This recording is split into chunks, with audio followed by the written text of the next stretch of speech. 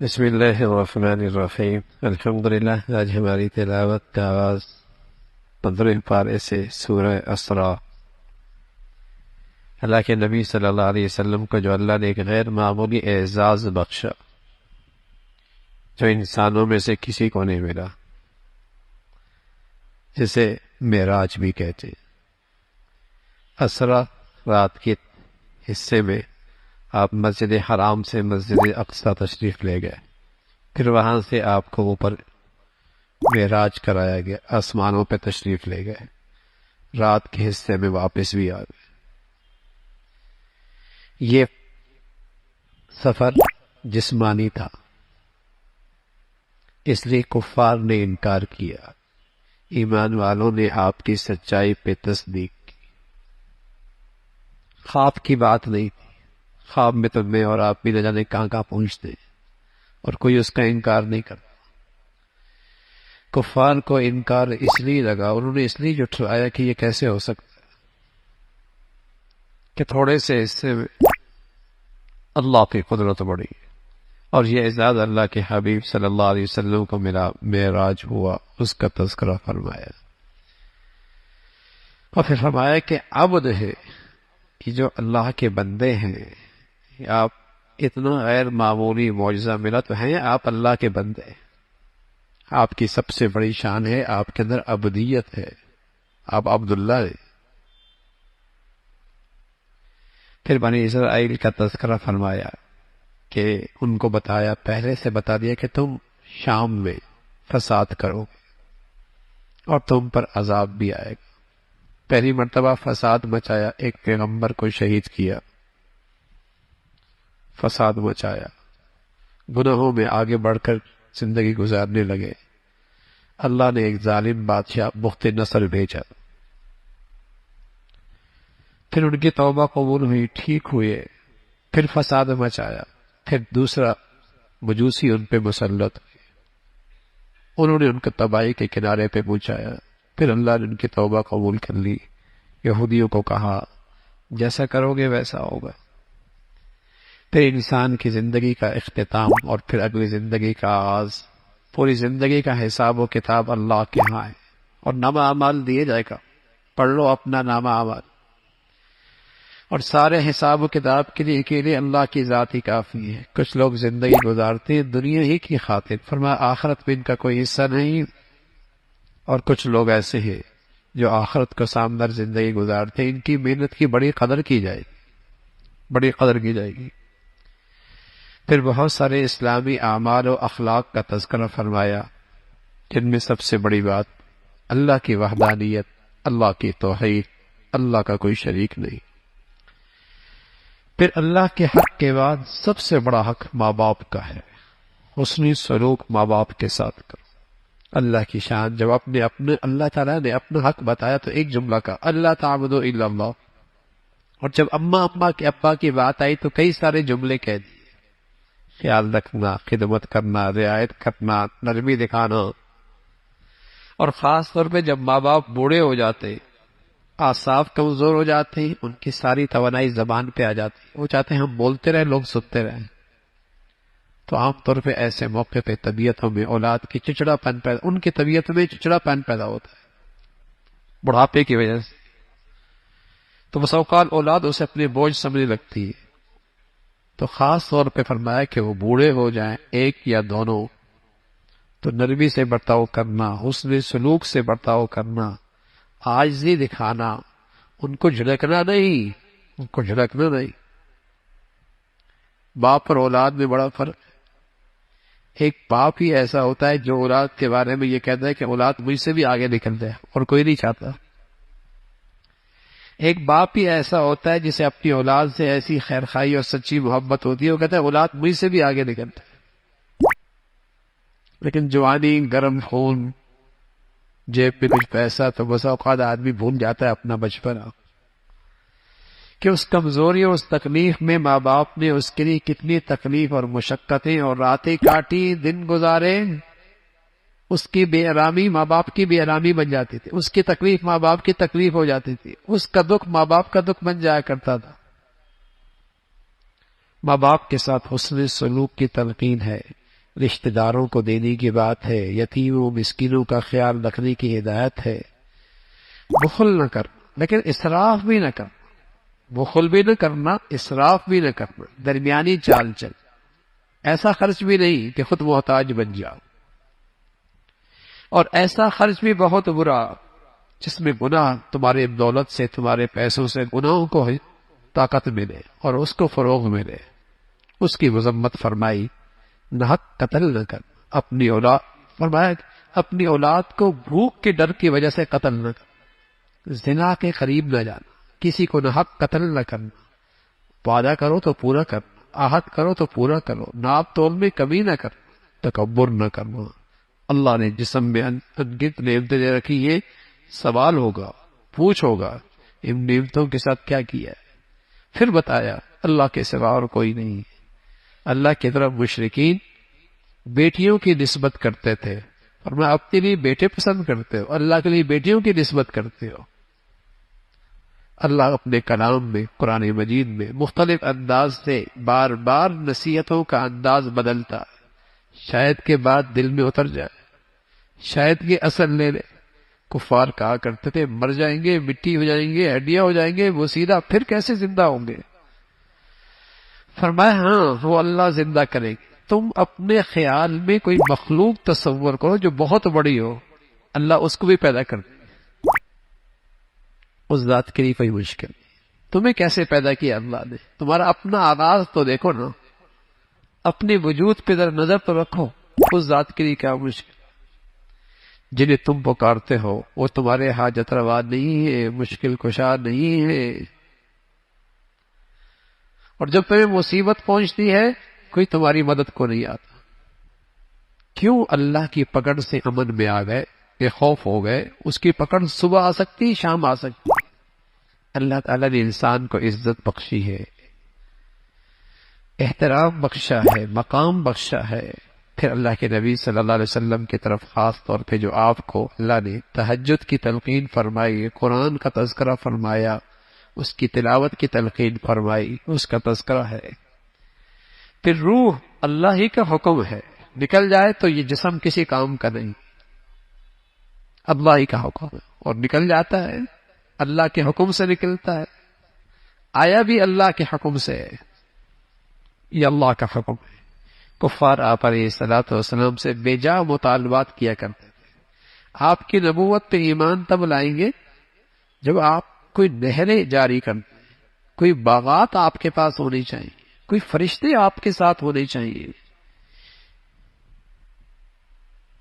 کوئی خط ایسا لکھ کے بھیجے جس کو ہم بھی پڑھ سکیں۔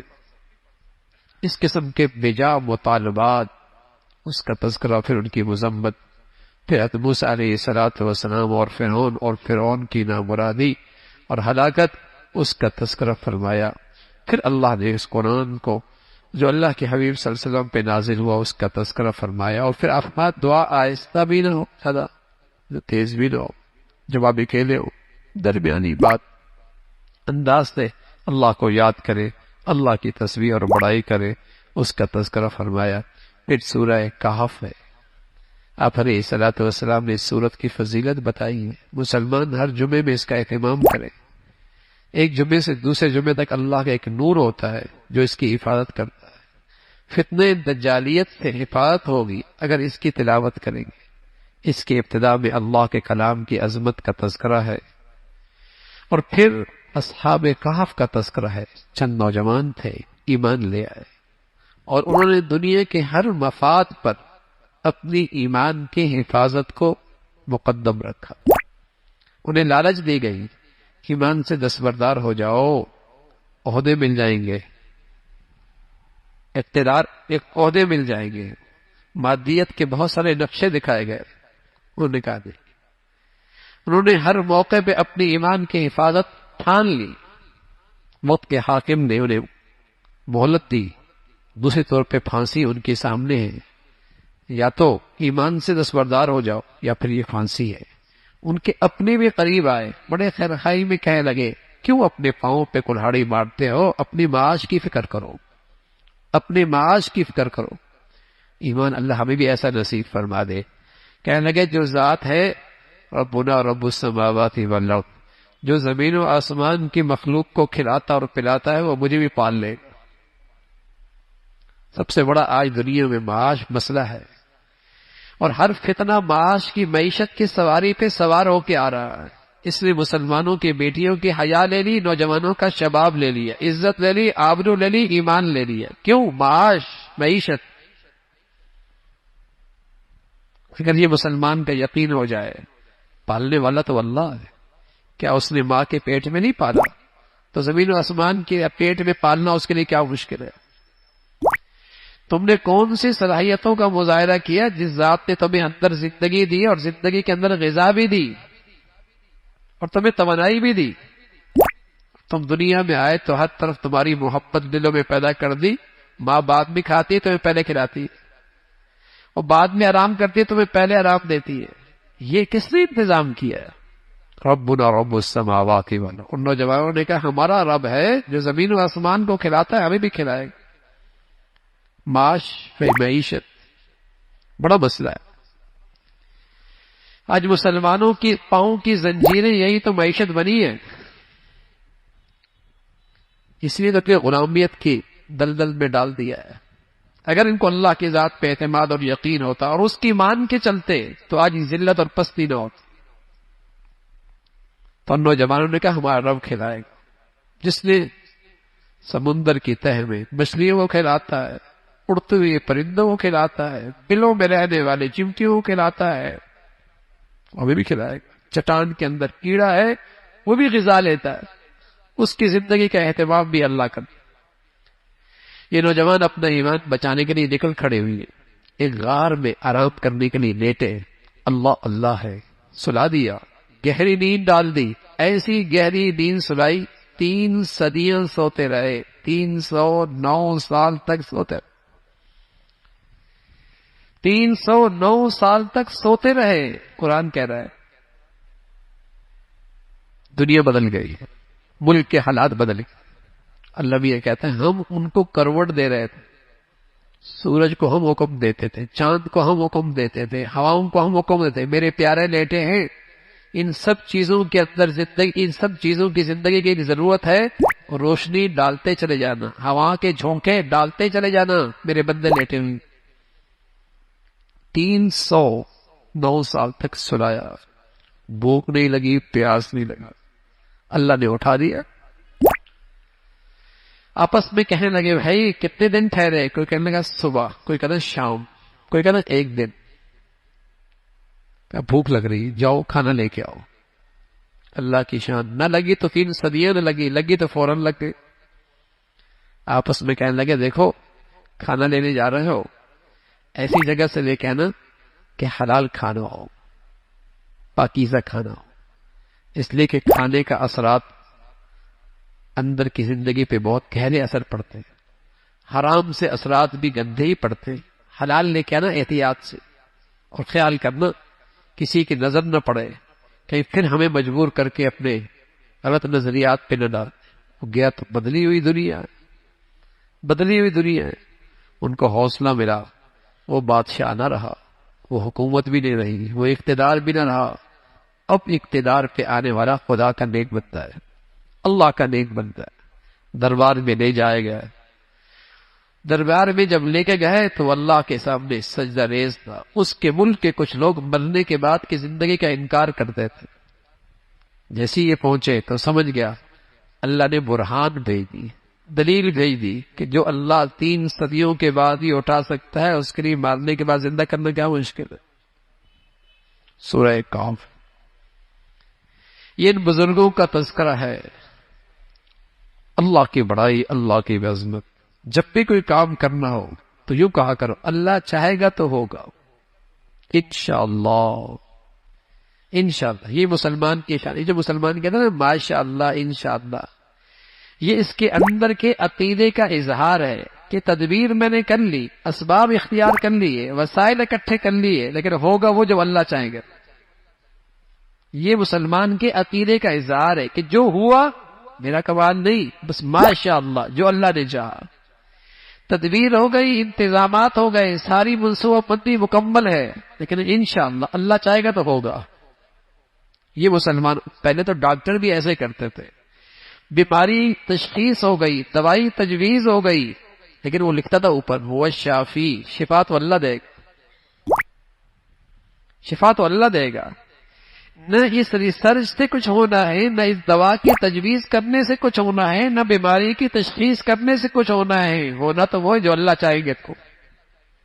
یہ مسلمانوں کے عقیدے کا اظہار ہوا کرتا تھا، انشاءاللہ اللہ کا حکم یہی ہے، انشاءاللہ کہا کرو، ماشاءاللہ کہا کرو، تاکہ تمہارے عقیدے کا اظہار ہو کہ ہاں اسباب و اختیار ضرور کرو، لیکن بھروسہ نہ کرو، اعتماد نہ کرو، اعتماد اللہ پہ کرو، اعتماد اللہ پہ۔ پھر ایک شخص کا تذکرہ فرمایا جس کے پاس شاندار باغ میں بہنے والی نہریں، معاشی لحاظ سے، زراعت کے لحاظ سے بڑا صاحب حیثیت، بہت وسائل موجود تھے، لیکن وہ اپنی اوقات بھول گیا، اپنے اوقات بھول گیا، اور محسن حقیقی کو فراموش کر بیٹھا، جس نے پیدا کیا اور جس نے دیا اسے بھول بیٹھا، غلط فہمی کا شکار ہو گیا، سمجھ لگا یہ دولت اور یہ خوشحالی ہمیشہ رہے گی۔ مرنے کے بعد کی زندگی پہ ایمان بھی کمزور ہو گیا، کہنے لگا اگر مر بھی گا تو وہاں بھی ایسی خوشحالی مجھے ملے گی۔ ایک سمجھدار دوست اس سے کہنے لگا اے نادان ایسا نہ کر، یہ سب اللہ کا دیا ہوا ہے، اس ذات کو نہ بھول۔ سمجھ بھی نہیں آئی، قسم بس اوقات اللہ کی طرف سے تھپڑ جلدی بھی لگتا ہے۔ آفت آئی اس کے کھیت پہ اور اس کے باغ پہ، ملیا میٹ ہو گیا، کچھ بھی نہیں بچا، کچھ بھی نہیں بچا، ہاتھ ملتا رہ گیا۔ بس اوقات اللہ کی طرف سے جلدی بھی تنبیہ ہوتی ہے، منظر دکھاتے یہاں تھا، پٹک دیا زمین۔ ساری کائنات ہی بدل گئی اس کی زندگی کی، دیر نہیں لگتی بھائی، بس اس کی نظر رحمت رہے، نظر رحمت رہے، ذرا سی نظر ہٹی دنیا تماشا دیکھی۔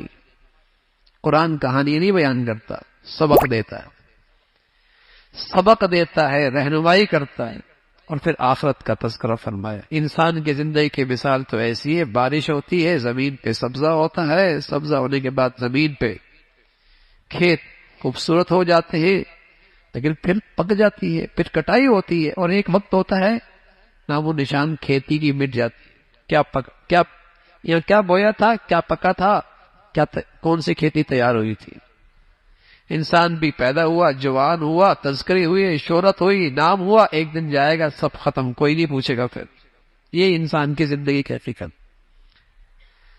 پھر اللہ رب العزت نے تذکرہ فرمایا، اللہ رب العزت اپنی قدرت کی نشانیاں پیش کرتا ہے، بار بار ذکر فرماتا۔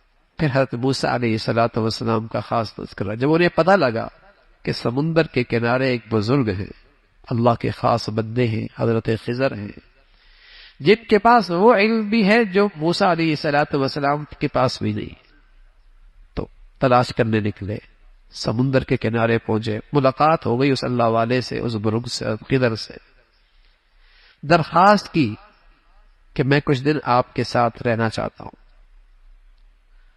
مجھے اپنے ساتھ رہنے کی اجازت دے دیں۔ حضرت خضر علیہ السلام نے قبول فرمائی، لیکن شرائط لگائے ہیں، ٹھیک ہے بھائی، جو دیکھنا سوال نہ کرنا، جو بھی دیکھنا سوال نہ کرنا، خاموش ہونا۔ حضرت خضر علیہ السلام نے یہ بات کہی تو حضرت موسیٰ علیہ السلام نے قبول کر لی۔ وہ جانتے تھے اللہ کا نیک بندہ کوئی غلط تو کرے گا نہیں، تو قبول کر لی، ٹھیک ہے ساتھ رکھیے، اپنے ساتھ رہنے دیجیے، سوال نہیں کروں۔ اللہ کی شان، کشتی پہ سوار ہوئی ہے، اور کشتی والوں نے کرایہ بھی کوئی نہیں لیا، لیکن حضرت خضر نے اس کشتی کا ایک تختہ نکال دیا، اور موسیٰ علیہ السلام سے خاموشی کہاں برداشت ہو، اس نے احسان کیا اور ہم نے نقصان کر لیا، اس نے کرایہ بھی نہیں دیا، احسان کیا اور ہم نے نقصان کر دیا۔ بول پڑے یہ کیا کیا ہے، کہا نہیں تھا نہیں بولنا، کہا معاف کر دو، اب نہیں کروں۔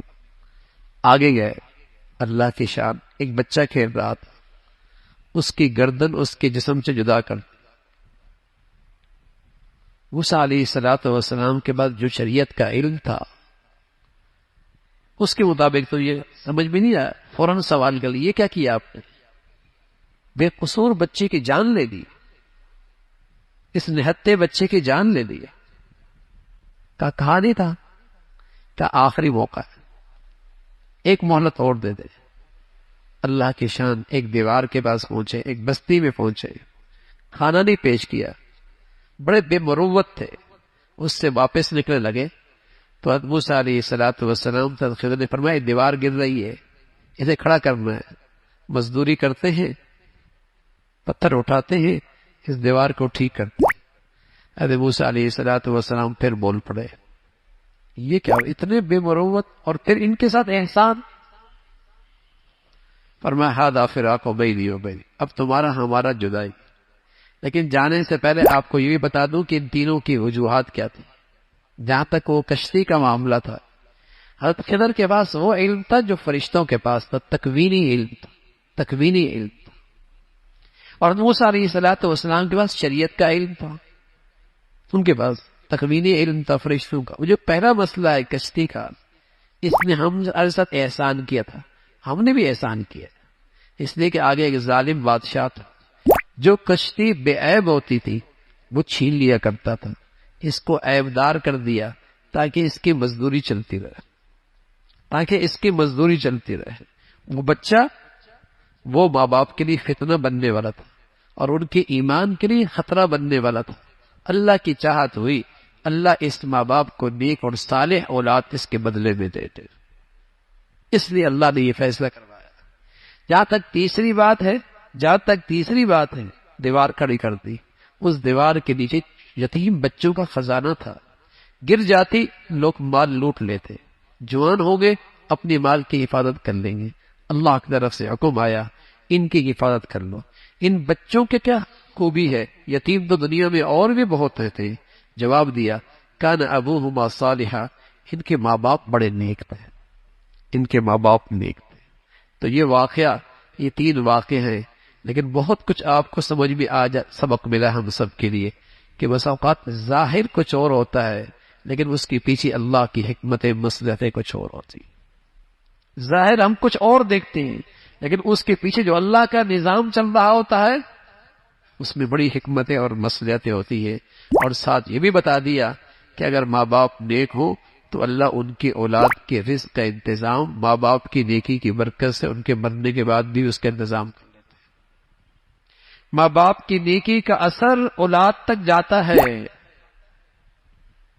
نیک تھے نا، اللہ نے نبیوں کے ذریعے ان بچوں کی خدمت کروائی، اس کے اثرات اللہ ان کے رزق کا انتظام فرماتے ہیں. اللہ رب العزت عمل کی توفیق نصیب فرمائے.